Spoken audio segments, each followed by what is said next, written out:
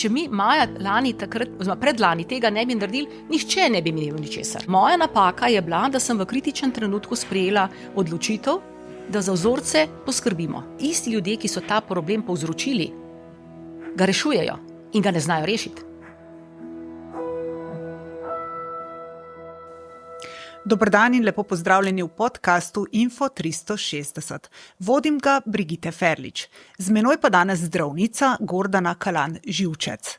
Bivša predsednica zdravniške zbornice, tudi nekdanja direktorica zdravstvenega doma Izola, pa zdravnica s specializacijami iz družinske medicine, splošne medicine in urgentne medicine.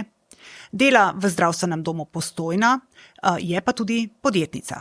Lepo pozdravljeni, gospa Gordana Kalan Živčec. Dober dan tudi vam in hvala za vaše prijazno povabilo. V zadnjem času ste vi zdaj spet postala izjemno aktualna, zaradi tega, ker je vaše podjetje prevzelo shranjevanje matičnih celic, vzorcev matičnih celic propadle biobanke. In v javnosti ste zdaj po kar lepem številu let znova zelo izpostavljeni. Dajte mi malo opisati, zakaj, kako je do tega prišlo, da ste vi prevzeli nadaljevanje shrambe teh celic. Torej, tukaj vas moram najprej poprositi za pravilno tolmačenje. GaiaCell nikoli ni prevzela vzorcev biobanke, GaiaCell nikoli ni želela ohranjati vzorce biobanke. GaiaCell je bila enostavno soočena z dejstvom, da smo kupili hladilnike, zmrzovalnike, ki so bili polni. In to se je dogodilo aprila leta 2024 in takrat je bilo to pred prvomajskimi prazniki, konkretno 24. aprila so v kriobanki goreli vsi alarmi. To je zelo glasno, to se sliši. In goreli so zato, ker je začelo zmanjkovati plina v shranjevalnikih, ki jih je biobanka zapustila.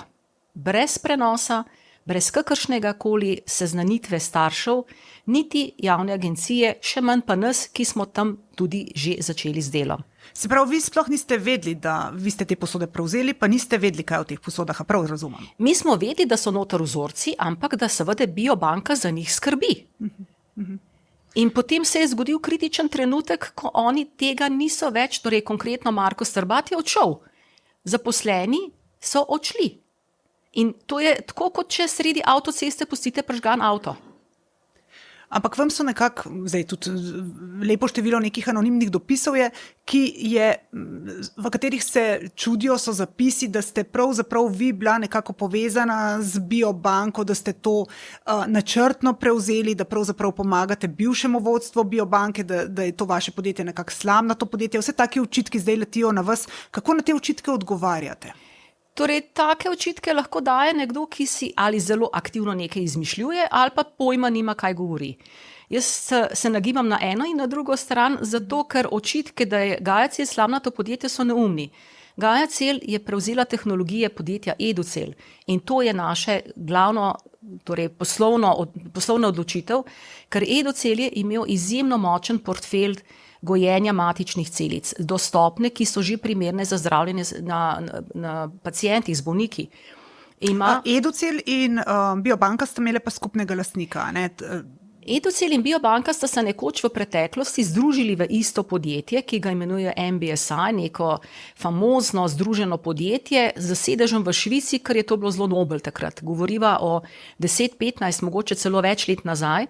In to podjetje je ustanovila gospa Sonja Viršek za svojo ekipo takratno Educellove in biobanke.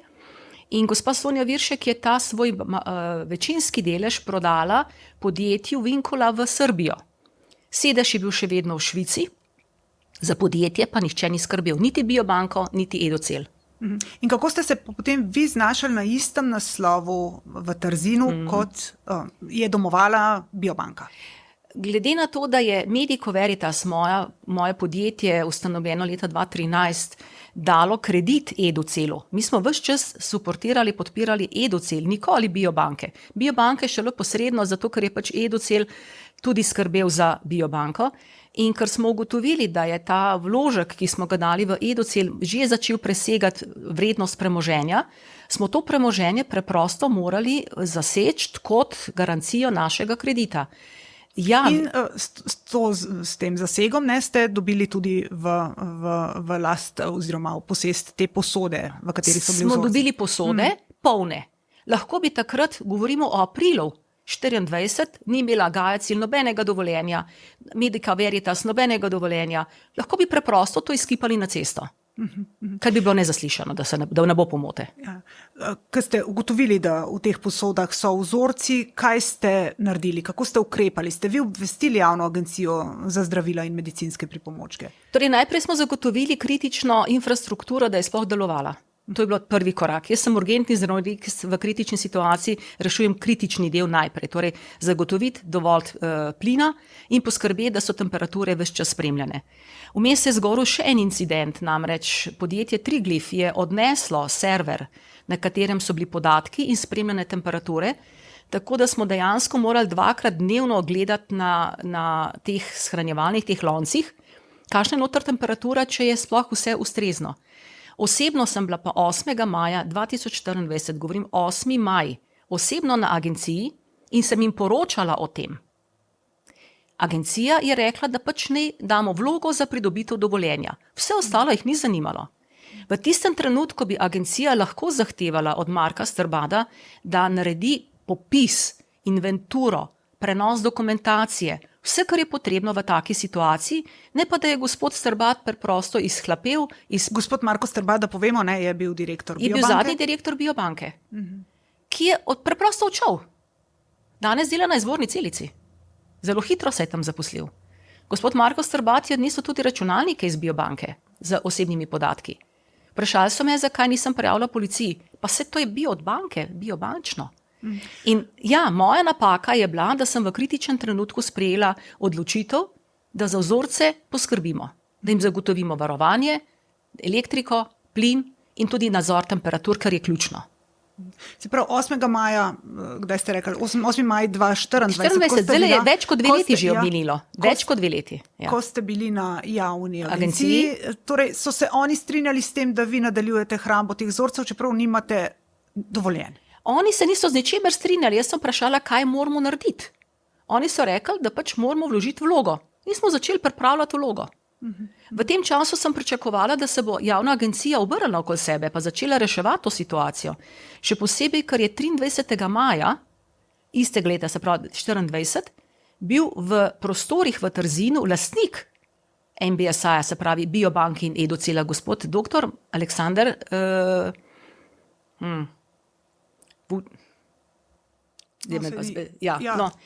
v glavnem, večinski lastnik podjetja, ki je propadalo, je bil tam.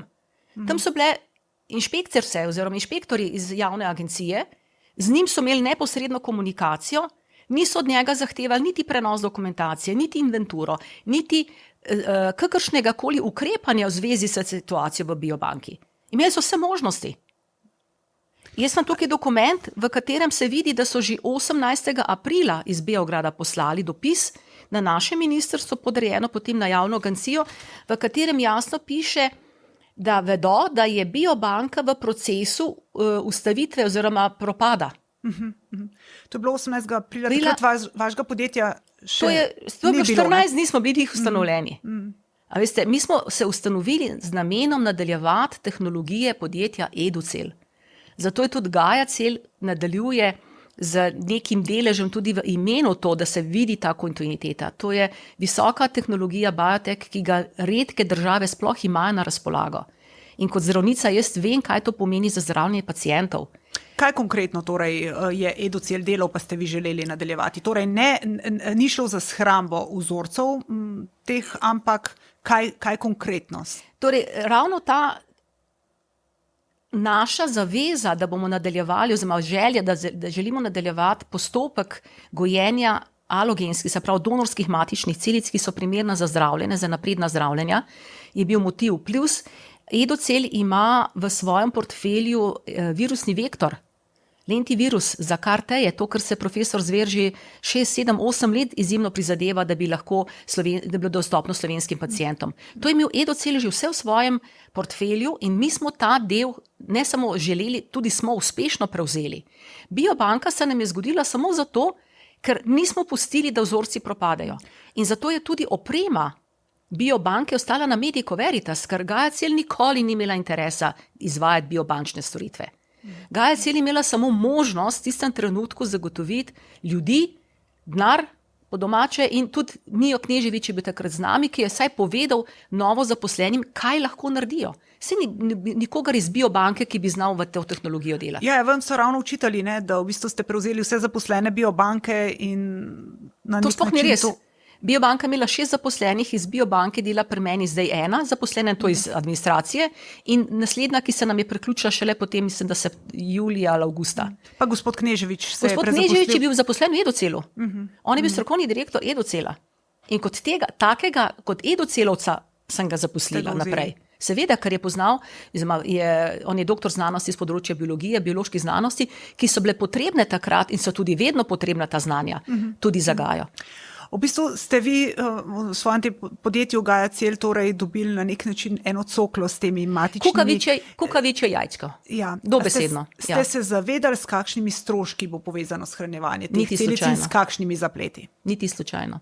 Ker takrat, ko smo mi ustanavljali Gaia Cell, nikjer ni bilo nobenem poslovnem načrtu planirano, da bomo skrbeli za, nekaj ton plina na mesec, da bomo imeli elektrike za Jurja 700 do 2 evra na mesec, ker vse te aparature potrebujejo pač vzdrževanje. Ob tem, da je seveda treba imeti 7-24-urno varovanje, da je treba imeti javljalnike za kisik, za vse mogoče, vse te tehnologije je treba vzdrževati. Tega ni bilo v poslovnem načrtu za Gajo, nikoli. Koliko vzorcev pravzaprav matičnih celic popkovnične krvi ste imeli spravljenih, ste nadaljevali z njihovim shranjevanjem? Koliko je to krioposod, če malo predstavite? Torej, v štartu, ko smo prevzeli posode, jih je bilo 13, zdaj jih je 12. Ena se je pokvarila. Ena se je pokvarila, pa smo to že videli, da se bo dogodilo, obvestili smo agencijo, stečajnega upravitelja, tudi odvetnika staršev, vrtačnika. Jaz osebno sem poslala sporočilo, da se pač en ventil mora nujno zamenjati, ker če ne bo ta posoda pod drugačnimi pritiski. Jaz ne poznam tehnologije, vidim pa, če se nekaj dogaja, da znam urgirati. In v kritičnem trenutku je celo agencija odredila Mijo Kneževiču, da mora ta ventil odpreti. A je zdaj zaradi tega se pokvarila ta posoda ali ne vem, to je zdaj predmet forenzične preiskave, ampak nekomu odrediti, da odpre ventil, ki ne deluje, je po meni škodljivo. In takrat smo imeli neko oceno 4200 vzorcev, ker nikoli ni bila narejena inventura, nikoli primopredaja, nikoli se dejansko ni preštelo tega, kaj je v teh loncih. Je še danes ne vem, koliko je noter. Mi konkretno zdaj vemo, da smo na Gaia Cell prenesli pogodbe, mislim, da jih je 192, plus mislim, da je več kot 80 doniranih vzorcev. Starši so se lahko tudi brezplačno odločili in vzorce donirali. Za Future Health poteka je že začel in poteka jutri v nadaljevanju prenos naslednjih, mislim, da je 200-250 vzorcev. Koliko jih je prevzela izvorna celica, mi skrivajo. Mislim, da sem videla številko 494, 484, ne vem. Še vedno jih 6 manjka. Se pravi, vi ste shranjevali vzorce, pri čemer niste vedeli, kaj shranjujete, katere vzorce, od koga, koliko jih je. Sledljivost torej ni zagotovljena in se... Nikjer ni bilo nesledljivosti, niti dostopa do informacije. Meni aktivno prepovedujejo kontaktirati starše, ker nam je najprej informacijska pooblaščenka rekla, da nimamo pravne podlage, pa ne vem, kdo jo potem ima. Potem javna agencija za zdravila nam ni dala informacije, kateri vzorci so bili od katerih strank odnešeni. Zdaj nas napotuje na izvorno celico. Ob tem, da je še vedno v naših posodah okrog 3000 vzorcev, ne vem, a jih je 3000 ali več. Kako pa zgleda to, da oni pridejo pa prevzamejo vzorce? Seveda je verjetno zraven zagotovo prisotna inšpektorica javne agencije za zdravila. Kdo ima podatke o tem, katere vzorce se prevzema? Celovite podatke ima edino stečajni upravitelj. Stečajni upravitelj je dobil elektronsko bazo. To elektronsko bazo je dobil tudi JAZM. Te elektronske baze mi ne smemo niti videti, niti uporabljati, niti jo upoštevati, ničesar. Samo ko dobimo podpisano pogodbo in damo informacijo o podpisu pogodbe stečajnemu upravitelju, potem pa on po tej elektronski bazi preveri, na katerem mestu, v katerem loncu, v katerem stolpu je ta vzorec. In potem se to odpre in se potegne ven. Aha, se pravi, ko je prišlo podjetje Izvorna celica k vam v prostore prevzeti te vzorce, kako je to izgledalo v praksi? To pomeni, da oni so sami iskali vzorce v krioposodah, brez vaše vednosti? Navzoči so bili, tam je bilo dnevno med 4 in 6 inšpektorjev javne agencije, s tem, da 2 osebi sta delali, ostali so špancirali. Ena je pa seveda zraven stala in gledala. Kar je bilo bizarno. Torej, delali so cele dneve 2 osebi. Se pravi, inšpektorica je nadzorovala, če se seveda pravi vzorci če se ven jamljajo, vlečejo. Tako. To so pač gledali, ne vem, kaj so imeli ostale funkcije tam, ampak če bi kakršnokoli drugo obliko prenosa naredili, bi bilo to hitreje, bolj zanesljivo, ker bi lahko tudi naša ekipa pomagala, na koncu so naši tehnologi se v teh letih, 2 letih, zdaj že več, usposobili, vejo, kako iskati, vejo tudi po kakšnem ključu, če kaj ne najdejo, kako poiskati naprej. Izkaže se, da so vzorci zelo nemarno zloženi. Je treba biti zelo previden, ko se jemlje, da ne pokajo. Niso niti v kasetah, ampak so samo v vrečkah. Veliko pomanjkljivosti po samem evidencah. Ja, in za tako pomanjkljivo shranjevanje vzorcev so starši plačevali koliko so, ne vem, za shranjevanje popkovnične krvi enega otroka? Biobanka je imela, mislim, da 20-letno pogodbo, a je bilo 2200, 2400, odvisno tudi, kako so plačevali, ampak to je bila Poncijeva shema. Ta shema je držala nekaj let, dokler so bili pač kot edini ponudniki na tržišču. Potem se je, vmes je bila še neka neocelica, kar sploh nisem vedela, in potem se je pokazal FHS, se pravi Future Health iz Anglije, potem so prišli še izvorna celica iz Beograda, ki je BioSafe, pa imamo na Poljskem Famikort, in ta Famikort je zdaj prišel po te vzorce, se pravi, to je zdaj že 3. korak. Izvorna celica iz Slovenija, ki ima direktorja spet v Srbiji, imamo pa na Poljskem. Omenila ste, da je to shranjevanje bilo pomanjkljivo, to so pokazale tudi določeni inšpekcijski nadzori nad biobanko. A se čutite, da že ni bilo dovoljenje za shranjevanje vzorcev v biobanki odvzeto prej, še preden ste sploh vi stopili? Torej, če delamo zdaj kronologijo dogodkov za nazaj, ko je dejansko končno JAZMP začel voditi postopek prenosa, ga je izvrševal na podjetje Celica d.o.o., ki je imelo neko pogodbo za shranjevanje samo 10 škatel. In mogoče se spomnite, tisti, ki ste spremljali, 2 cikla odredb je dajal JAZMP iz Celici d.o.o., zato ker je inšpektorica Nina Švajger leta 2021 prekinila postopek odvzema dovoljenja. Takrat bi ta postopek dovoljenja morala dokončati, torej odzeti dovoljenje. In vseh teh zapletov potem ne bi bilo? Danes ne imeli. Pravzaprav bi jih verjetno imeli, ker kdo bi pa potem takrat prevzel te celice, ki so... Leta 2021 ne vem, kakšna je bila situacija. S pojma nisem imela, da biobanka sploh obstaja. In inšpektori ves čas trdijo, da so delali pravilno. Mislim, da niso delali pravilno. Kar pa je danes najbolj bizarno, je pa to, da isti ljudje, ki so ta problem povzročili, ga rešujejo in ga ne znajo rešiti. V kakšnem smislu? Torej, direktor JAZMP je v drugem mandatu gospod Momir Radulović. Inšpektorice, ki danes inšpecirajo Gajacel, so inšpecirale biobanko in Edocel in so točno vedele, kakšne so okoliščine v biobanki. Inšpektorice so bile navzoče 23.4., ko je prišla ta zahteva iz Srbije, so izdale odločbo biobanke, da pač more to izvršiti in vrniti v Srbijo. Bile so v Trzinu maja 24, iste te osebe, Albrecht Humar, Švajger. In kaj so uredile? Ničesar. Šele oktobra istega leta, torej po 6 mesecih so začele postopek odvzema dovoljenja biobanke. In so vztrajale, da mora Celica prevzeti. Šele po 2 krogih pritožb na Ministrstvo za zdravje je 30. maja 25, se pravi, zdaj bo kmalu 1 leto, Ministrstvo za zdravje JAZMP je odredilo, da mora to protipravno stanje odpraviti. Še vedno ga ni odpravilo, zato ker ga ne rešuje. Vmes se je dogodil, več krogov je bilo v smeri iskanja rešitve. Odvetnik Vrtačnik je poskušal doseči, da se ustanovi nacionalna kriobanka, kar bi mi z veseljem podprli. Zagotovili bi vse, kar bi lahko, seveda pa ne brezplačno.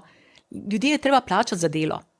Zdaj, kar nekaj vzorcev je propadlo. Ne? Ja. Na koga ne se zdaj te starši obrnejo, ko so njihovi vzorci propadli?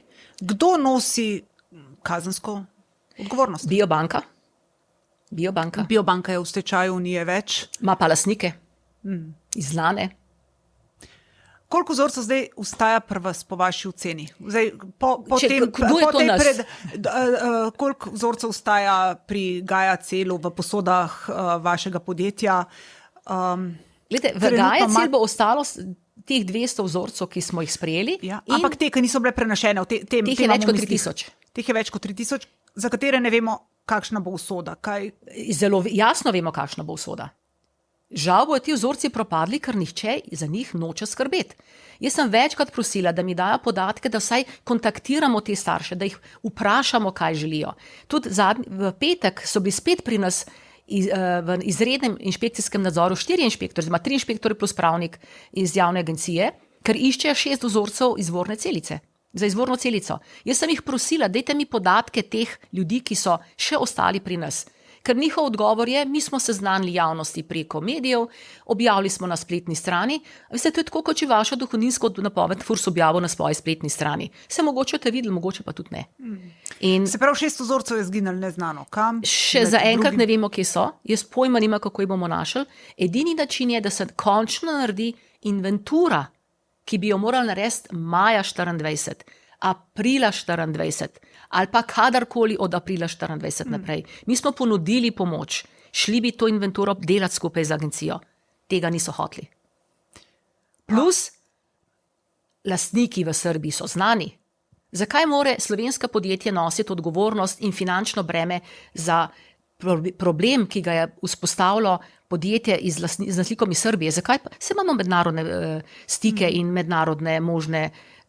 Tako, ko so meni izdali izjemno grobo odločbo o nasilnem vstopu, če ne bomo dovolili prenosov, zakaj pa take odločbe ne izdajo nekomu drugemu? Konkretno, v petek sem jaz ponudila ključe ponovno, ker JAZMP je imel ključe potem naših prostorov, ker so pač prihajali in dohajali, kot se mi je zdelo. In rekla sem, pejte izvorni celici, dati nalogo, da grejo dol iskat po loncih, ne jemljajo in bodite zraven in nište.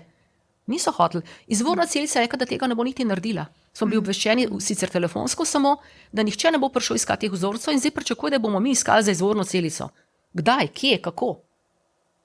Vas je ta zgodba z matičnimi celicami seveda pahnila kar v težek finančni položaj, vprašljiva je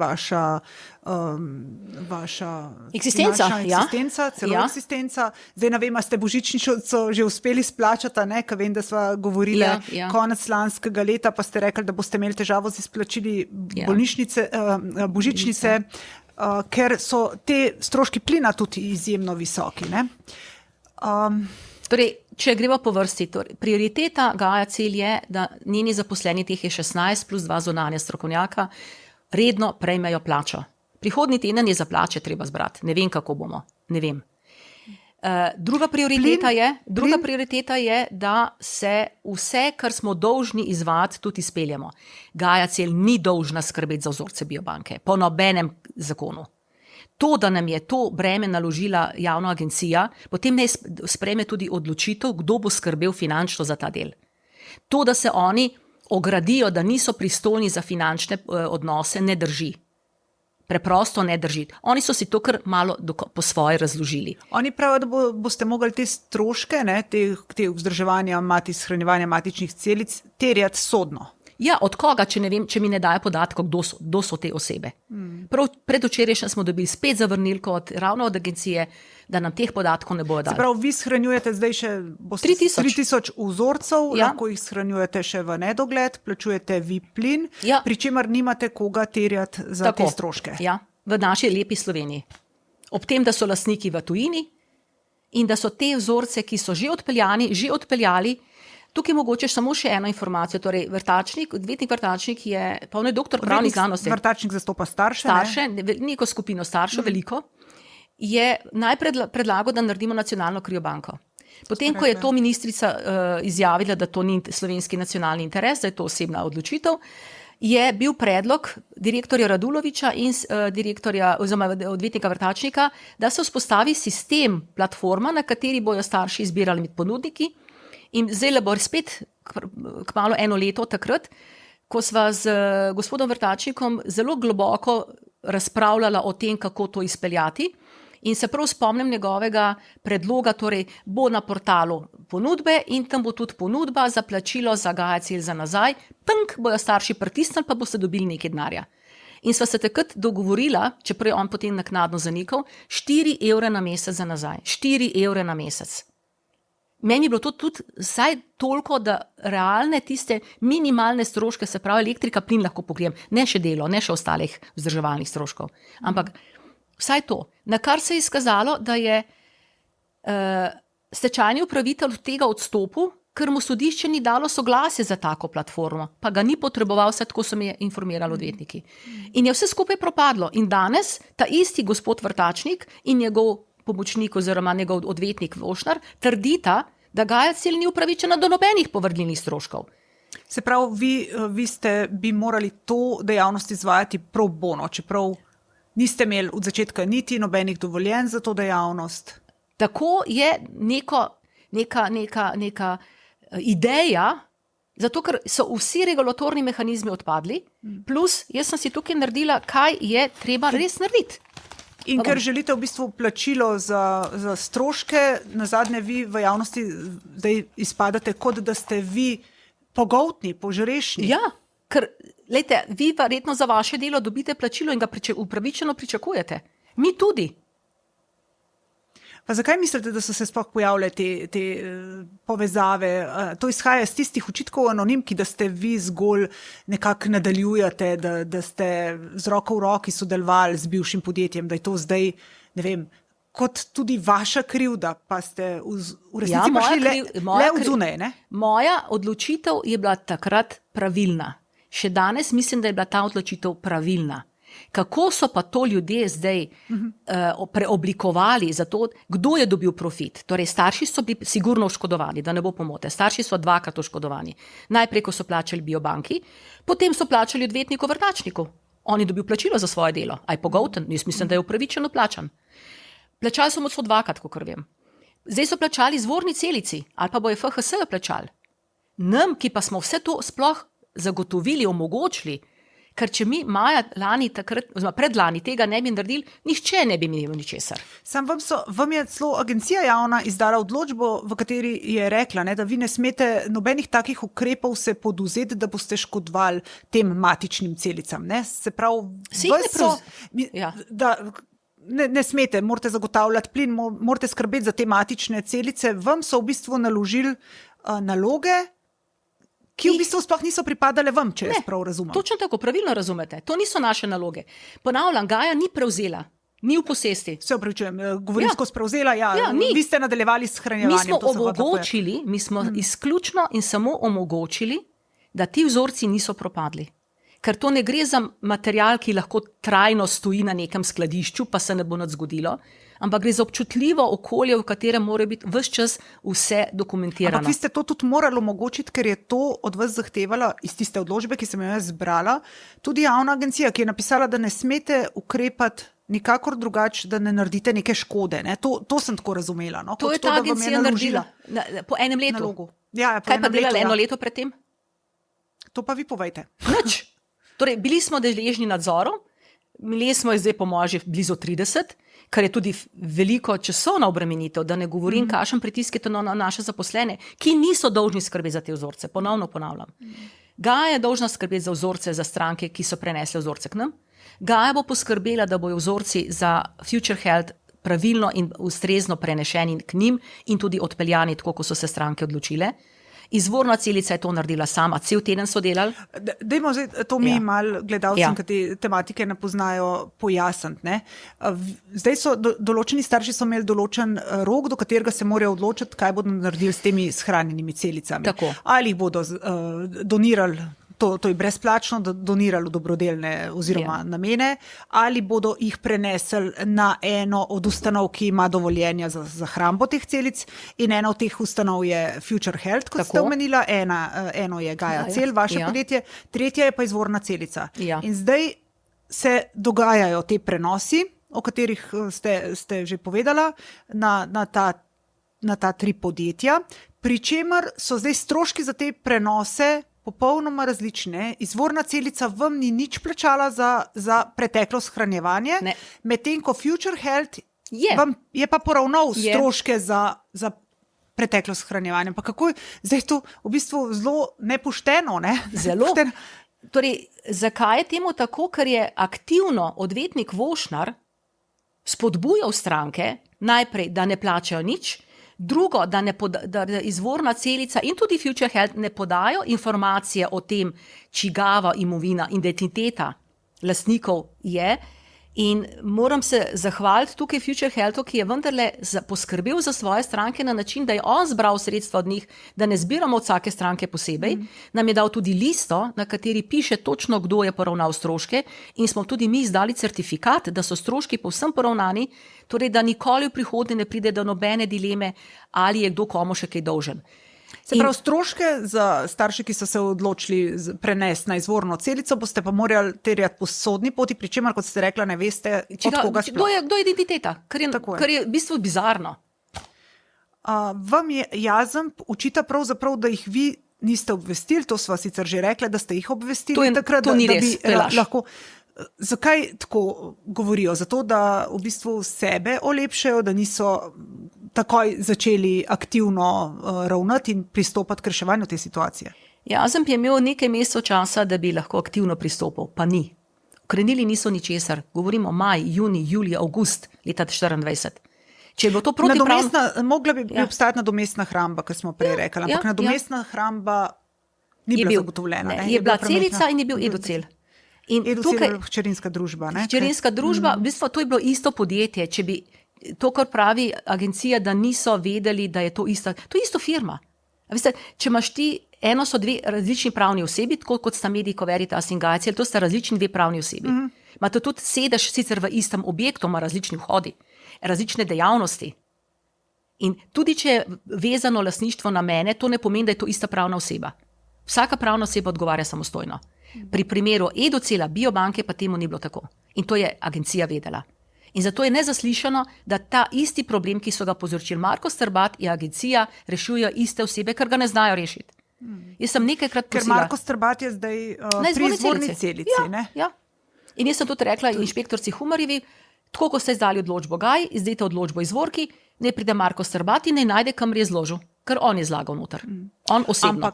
Ampak nazadnje ste zdaj kazensko ovadbo dobila vi, ne? Vi ste od, mislim, da od gospe Humarjeve. Gospa Humar me je ovadila, da oviram prenos, ker sem prišla, torej ponedeljek... Prenos na izvorno celico. Nisem ovirala prenosa. Ponedeljek so prišli ob 8, bili so skoraj do pol 7, pol 8 zvečer. V torek so prišli, smo zaštevali, smo rekli, da pač od 7 do 3 je na delovni čas, lahko je kako uro podaljšamo, nikakor pa ne mislimo vsak dan podaljšati do 7 do 8. In jaz sem prišla, da pač Medico Veritas, kjer sem direktor, odgovorna oseba in tudi zaposlena, da pač zaprem prostore. In to je bilo po njej oviranje postopka. Ker želim zapreti prostore. Oprostite, naš delovnik ni odvisen od njih, ampak od nas. In če oni niso sposobni organizirati dela v okviru delovnega časa, potem ne nosijo neko odgovornost za to. In delali so povsem torej, a veste, slovenska zakonodaja delovnopravna je precej jasna. Če delavec ne da soglase za podaljšano delo, pa če ni neko urgentno stanje, ga ne moreš prisiliti, da točno ostaja tako. Tam, ne? Mene je gospa Humar silila vsakodnevno, da prihajam zapirati prostore, prižgati alarme, povsem izven delovnega časa. Tudi zaradi tega, ker je podala kazensko ovadbo, sem jaz potem ta petek ravno tako. Jaz sem bila tudi na nacionalnem preiskovalnem uradu, NPU-ju, podala vsežno dokumentacijo v pregled policiji, za gospoda Raduloviča, za inšpektorce JAZMP-ja in podrejeno tudi za odvetnika, odvetniško pisarno, za nagovarjanje, ker tukaj v teh... Policija že preiskuje, ne, v bistvu Biobanko Marka Strbada, verjetno. To mi ni znano. To mi ni znano, to je samo, to sem slišala iz drugega vira, nisem bila pri tem, ampak konkretno za to odločbo in za dejanja, ki smo jih bili deležni 5 dni, oviranje našega dela, pritiska, ki smo jih bili deležni, vse napake, ki so jih povzročile te iste inšpektorce v svojem delu, ne to raziščejo pristojne službe, da ne govorim še kakšnem koruptivnem dogovoru zadaj. Gospod Jakob, spet relata refero, je bil pri direktorju javne agencije, mi smo dobili takrat odločbo januarja, da moramo kar brezplačno dati vse lonce ven, te isti izvorni celici. Pa še ena informacija, ki mislim, da je zelo pomembna, torej v času januar, februar, marec 24 se je Marko Strbat in tudi Edocel že dogovarjal s tem gospodom Jakobom iz Famikorda, da bi te lonci takrat v Tušini šli že kar v Famikord. Mene so takrat vprašali, če imam kaj proti temu, da pač to odpeljajo, polno seveda. Jaz sem rekel, da prav nobenega zadržka nimam do tega, samo ne mi poravnajo strošek obveznosti, ki so pač na tej opremi kot zastavna pravica. Gospod Jakob tudi tega ni hotel poravnati. In zdaj je dobil brezplačno, z veliko asistenco te iste agencije, teh istih ljudi, ki so nadzirali ta postopek. Dokler bo ta agencija vodena na način, kot je vodena, in dokler se ne bo spremenil koncept vodenja te agencije, ni možna rešitev. Jaz lahko naredim, kar hočem, karkoli predlagam, tudi odgovorijo ne. Jaz sem imela 6 vlog, da mi javna agencija pove, kakšen je pravilen način nadomestnega shranjevanja za Gajo. Niti odgovora nisem dobila. Septembra smo dali potem vlogo za Medico Veritas, da postane ustanova za tkiva in celice, da imamo kot 2 pravni osebi backup zagotovljen. Za nadomestno hrambo, ja. Še vedno nismo dobili odgovora, če je sploh vloga popolna. Po pol leta plus. To je aktivno oviranje ali pa neizvrševanje. Ob tem, da seveda direktor Radulovič je zelo malo na delovnem mestu, ker ko mu pošljem jaz neko pisanje, pride odziv, da je nedosegljiv, da je pač v tujini. In se spomnim, da še septembra lani je bil novi stečajni upravitelj izjemno presenečen, ker je bil gospod Radulovič cel avgust v Angliji. Tukaj gori, on je pa v tujini. Situacija je pa kritična. Kako je pa zdaj situacija kritična z zalogami plina? Torej, dolžni smo več kot 30 000. Danes mislim, da bomo imeli še eno dostavo, samo zato, da uspemo prenesti vse te vzorce, ki jih je Future Health dobil pač pogodbe, da mu pač omogočimo ta normalen prenos. Na Future Health je bilo koliko vzorcev jih bo prenesenih skupaj? Bo 290. Kaj pa na izvorno celico? Jih je bilo pa 400, skoraj 500. Aha, okay. Večja številka je pri njih. In tudi v tem času, ko so se dogajale te sklepanje pogodb, so nekateri, ki so že sklenili za Future Health, prenesli na izvorno celico.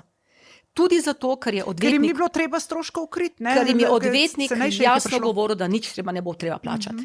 Plačan je on, plačan je bila Biobanka, plačana izvorna celica, Gajacel pa nič, Medico Veritas nič. Lete, jaz te lonce lahko postavim jutro na cesto, ker so od Medico Veritas in to inšpektor se vedo, pa jih ne bom. Želim pa, da te starši dobijo informacijo, kaj se dogaja, ker jo ne daje agencija.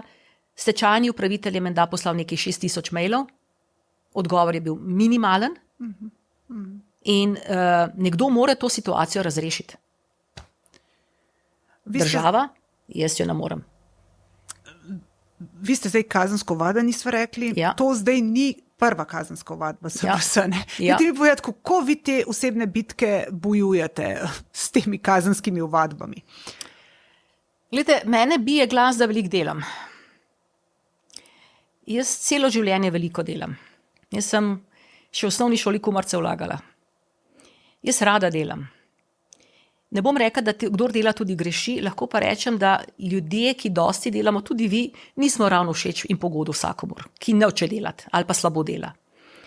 In v primeru kazenske ovadbe Brede Pečan sem bila zelo naivna, ker sem verjela, da... Takrat ste bili vi, malo povejte, da se javno spomne. Torej, takrat me je ovaduhinja je bila gospa Breda Pečan in sicer v Izoli. Za posel, v katerem sem jaz kot direktorica zdravstvenega doma Izola zaslužba 5000 evrov, govorimo o letu 10 mi se zdi, 5003 mesecih, ker sem zagotovila samo zastavno pravico na premoženju. Takrat sem v bistvu ugotovila, da je zastavna pravica zelo močen argument. Zastavno na premoženju in ta dolg je bil vrnen. Premoženje ni bilo potreba prevzeti. Kazensko sem bila povadena za dajanje nematerialne koristi tretji osebi. Nematerialne koristi. Seveda prenešeno je bilo, kot da sem se ne vem koliko koristila. Jaz osebno nič. Denar je dobil zdravstveni dom Izola in takrat sem bila jaz zelo naivna, ker sem verjela, recimo se spomnim še zaslišanja v Kopru, ki je kriminalist, ki me je zaslišal januarja, vprašal, pa gospod doktor, vi ste denar dobili? Ja. Pa je bilo kakšna škoda? Ne. A ste vi kaj vzela? Ne. Se vidite papirje. Ja, pa zakaj so vas pol ovadili? Ja, vprašajte ovaduhinjo. Pa me je vse eno potem dal za nematerialno korist tretji osebi. Ja, vedela sem, da Mabra potrebuje dovoljenje za prenos, kaj je bilo, to je dovoljenje. Mabra je gradbeno podjetje, ki je gradilo tudi zdravniško zbornico. Zbornico in mi smo bili takrat že pred tem, da se vselimo, ampak oni niso imeli, mislim, da 150 000 evrov za plačati elektriko.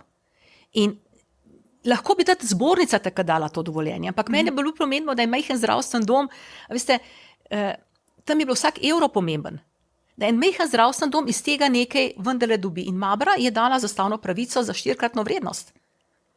Ta posel je bil čistko suza.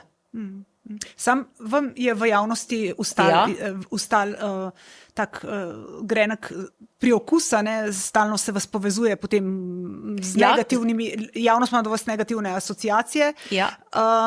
Midve se poznava zagotovo več kot 10 let, in moram reči, da tudi jaz nisem ravno prijazno pisala velikokrat ali pa večkrat v vas. Spomnim se, da sem pisala visoko odpravnino na zdravniški zbornici, ki ste jo dobila, pa o tem, koliko nadur naredite mesečno v zdravstvenem domu Postojna. To je bilo že kar nekaj let nazaj, ne? Ampak ste vedno, ko sem vas sklicala ali karkoli vprašala, ste se vi vedno odzvali. No, kaj to pomeni, da imate zelo dost trdo kožo? Naprimer, drugi ljudje v takih primerih se ne odzovajo mi na ta način, ne? Hvala, da ste to vprašali in opazili. Torej, jaz ne samo, da jaz vem, da delam dobro, ker je ves moj cilj, da to, kar delam, tudi prvič zakonito, pravilno in uravnoteženo. In kako prenašam? Tako, da imam mirno vest. Veste, jaz tudi, ko pogrešim, sem se opravičila. Ne enkrat. Ampak to, kar pa vem, da je pravilno, me boli seveda krivica. In krivica se mi je zgodila večkrat. In mogoče se boste tudi vi... To zdaj gledate kot krivico te matične celice in shranjevanje in te dogodke zdaj v povezavi s tem. To gledam kot krivico v postopku agencije, ki ne obravnava izvorno celico, Future Healtha in Gaia cel enakovredno, ampak izjemno privilegira izvorno celico iz meni povsem neznanih razlogov. Mislim, da bo tudi protikorupcijska komisija dobila našo informacijo, iz katere se bo dalo razbrati, kakšne povezave je imel gospod Jakob, gospod Radulović in inšpektorce in Marko Strbat. Tega ne poznam, vidim pa, indici obstajajo in ne jih raziščejo tisti, ki to znajo. Ampak dejstvo je, da je izvorna celica v tem postopku izrazito privilegirana. Na škodo Gaje, direktno, neposredno škodo Gaje, ob tem, da Future Health svoje stranke enako obravnava kot mi, torej brez kakršnih koli zadržkov za plačilo za nazaj. Zdaj pa za konc greva mal od teme matičnih celic v splošno zdravstveno tematiko, glede na to, da ste zdravnica in da ste razpeti veliko časa že med javnim in zasebnim zdravstvom. Povejte mi, kako vi vidite to ločnico, ki se je hotela vzpostaviti z novelo zakona o zdravstveni dejavnosti, torej da zdravnikom ne bi bilo dovoljeno delati zasebno, tistim, ki so v javnih zavodih. Torej, lepo ste na začetku povedali, da sem specialist urgentne medicine in specialist družinske oziroma splošne medicine. Urgentna medicina mora biti v javnem sistemu. To je državni sistem, to mora biti javni sistem in edino na ta način bo funkcioniral. Torej, jaz sem takoj neka dvoživka, pa sem zelo ponosna, da sem dvoživka, ker dvoživke smo bile del evolucije. Iz vode smo prišli na kopno. In smo se tudi na kopno ohranili, pa lahko gremo spet v vodo. Jaz mislim, da je potrebno zelo jasno povedati, kaj mora kdo narediti. Ne pa kje, pa pri kom, pa na kakšen način. In nobenega problema ni, če ljudje v javnem sektorju, pa da ne bo pomota, večina dela zelo natančno, zelo skrbno, moji kolegi, ne samo na urgenci, tudi v zdravstvenih domovih, tudi v bolnišnicah. Ampak kaj pa morajo narediti, mora vedeti pa njihov predstojnik oziroma naslednji nadrejen. Jaz točno vem na urgenci, kaj moram delati. Tle ni nobene dileme. In nisem nobenem konfliktu interesa, če grem še kam drugam urgenco delati, če v svojem zdravstvenem domu to urgenco odpravim. Kako pa vidite stanje v zdravstvu trenutno? Z vidika pacientov. Kaotično. Se da to urediti? Seveda se da, vedno se da urediti. Kjer je cilj, se najde način. Absolutno se vedno da, je pa treba seveda to paradigmo obrniti. Potrebno je vedeti, a veste, leta 2000 pa leta 2026 so drugačne potrebe prebivalcev. In če se vrneva nazaj na družinsko medicino, moj doktorat je postavil temelje, koliko dela lahko opravi zdravnik družinske medicine, da je ta pacient dobro obdelan. Ampak ni se pogledala drugega segmenta, katera opravila naj dela družinski zdravnik. Ne da se ukvarja z administracijo. V času mojega doktorata je bilo tega 24% njegovega delovnega časa, zdaj se je to še dvignilo. Te naloge morajo prevzeti druge službe in bo družinskih zdravnikov dovolj, če bojo delali medicino, se ukvarjali s pacienti, se z njimi pogovarjali, jih pregledovali in jih zdravili. Če se morajo pa ukvarjati tretjino svojega delovnega časa z nalogami, ki niso vezane na zdravniško delo. Potem jih nas je pa premalo. In jaz sem to takrat že postavila, leta 2012 sem jaz doktorirala. Po 13 letih me nihče ni vprašal, kako se lahko družinsko medicino bolje organizira. To je proces, to je dinamičen proces, to ni zabetonirano. Drugo so potem spet pravice.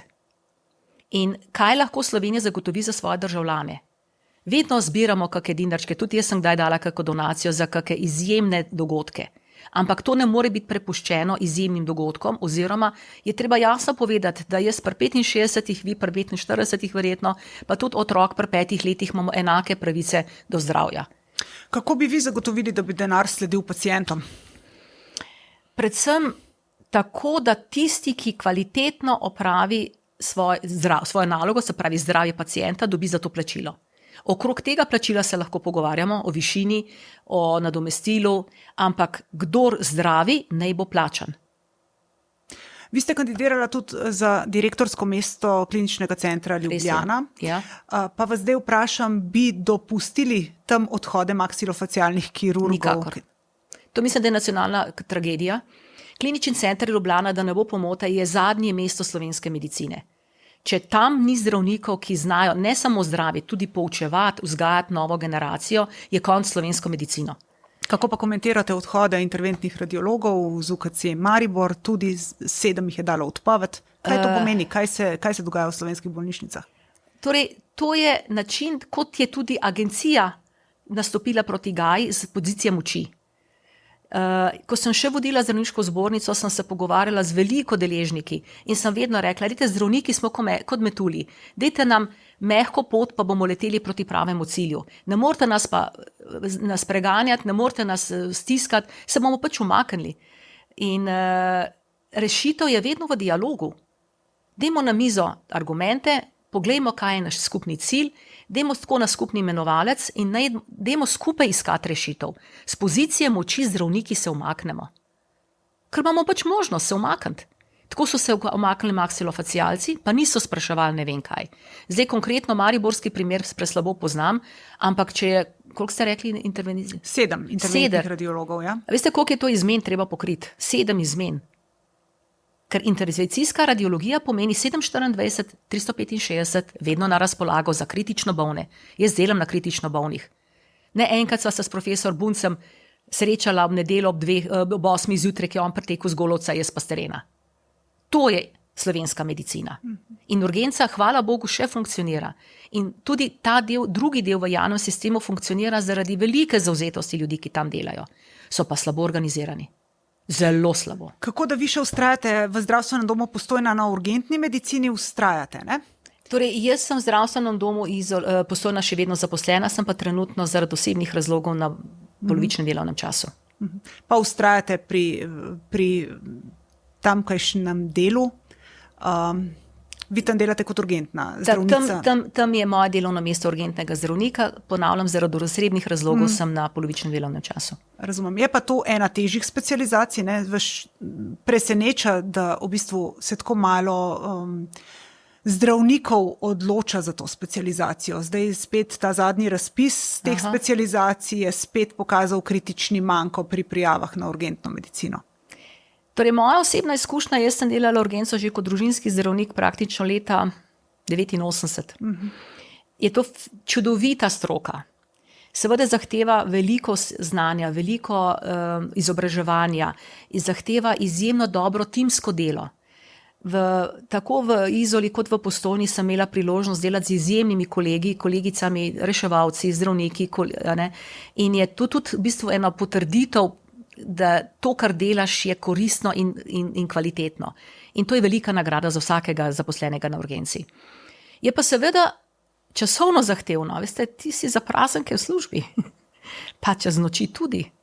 Pa ko so vsi drugi po dopustih, je takrat najbolj napeto na urgenci. Zato, ker pač je treba smene zagotoviti. Zdaj so mlajši bolj začeli ceniti kvaliteto prostega časa očitno in so prijave na to specializacijo tako redke. Dobro vprašanje. Torej, jaz sem bila celo mentor 3 mladim specialistom, ki sem jih jaz pripeljala skozi specializacijo, vsi 3 so vrhunski, so vsi 3 boljši kot sem jaz. Ker so res izjemno dobro šolani, izjemno zavzeti mladi ljudje. Jaz ne bi rekla, da mladi iščejo lažjo pot v medicini. Jaz mislim, da iščejo boljše organizirano delo v medicini. Tudi na urgenci se da delo lepo organizirati. Tudi tu. Nas pa mora biti več. Kar se je izkazalo je, da se je izjemno razširil kader med reševalci. Zdravnik je ostal eden. Jaz, ko sem začela delati, sem bila jaz z mojima 2 v reševalnem vozilu, plus še ena sestra, plus 2 doma v pripravljenosti. Zdaj tega kadra, ki ni zdravniški bistveno več, kar je seveda potrebno, tudi reorganiziralo se je, ampak ne more viseti ena velika enota kot center za urgentno zdravje na enem zdravniku. Ne more. Preprosto ne. Je tega dela preveč, ali pa je potrebno spremeniti dostopnost do urgentne medicine, kar je tudi rešljivo. To, kar mi vidimo na urgenci, pa jaz se veste, da rada vodim statistike in tudi spremljam obremenitve, nazadnje je bil to moj doktorski študij.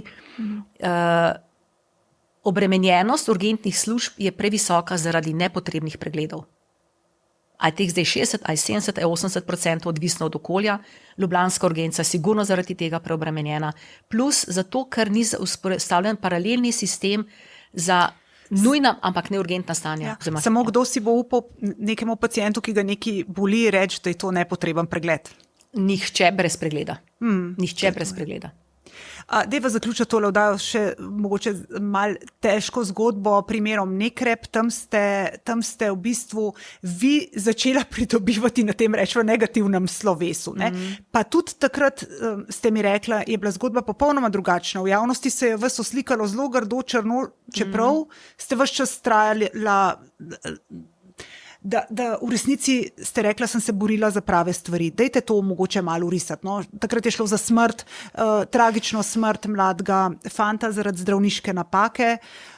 Zgodba je bila res tragična in huda. Vi ste takrat vodila zdravniško zbornico in se vam je očitalo, da v bistvu krijete hrbet belim haljam. Bor Nekrep je umrl 21. marca 2008. Še vedno veste datum. Jaz sem postala predsednica zdravniške zbornice maja 2008. Bor je nažalost spremenil, preden sem jaz sploh vedela, da bom kandidirala za predsednico zdravniške zbornice. Še danes se spomnim tega otroka, teh njegovih lepih oči, se pa tudi spomnim pritiska javnosti in staršev, ki so želeli kri, ne pravico, kri so želeli takrat. Kolegico, ki je tega otroka zdravila, poznam osebno, vem, da je skrbna zdravnica, vem, kakšno težko breme je imela takrat ona in imamo tudi vsi zdravniki težko breme, ko nekaj ne gre pri zdravljenju tako, kot bi moralo iti.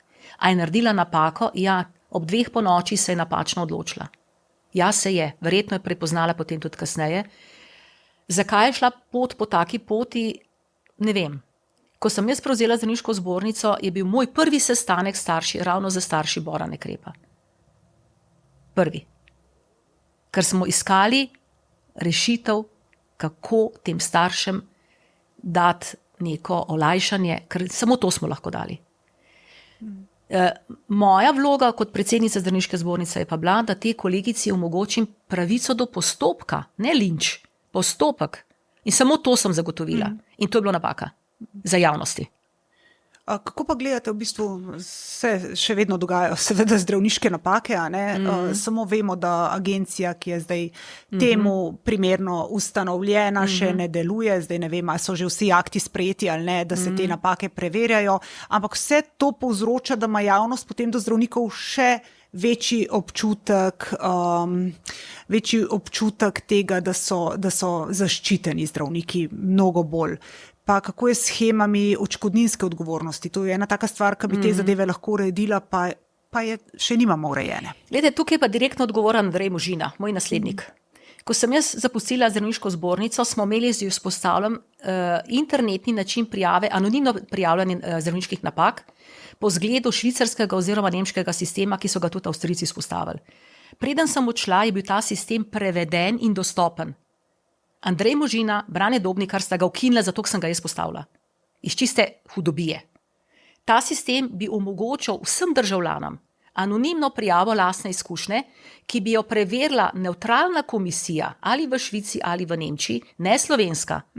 Ali dejansko gre za nek zaplet, ali gre za osebno odgovornost ali neko drugo dejavnost.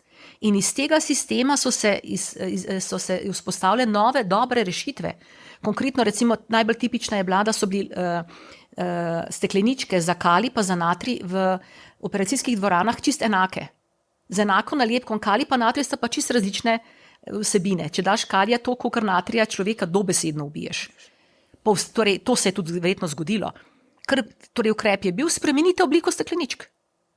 In Zdravniška zbornica bi 2013 lahko vzpostavila ta sistem v Sloveniji, tako kot v Švici, tako kot Nemčiji, tako kot Avstriji, in se danes s tem sploh ne bi pogovarjali. To je nujno. Prijava odklonov, dogodkov, tudi kritičnih situacij je nujna. Če ne se bojo ponovile. Tako je.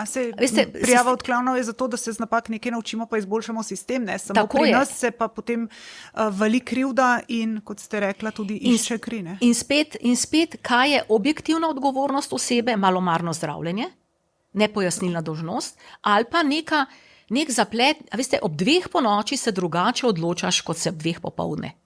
Pa ne želim reči, da je to...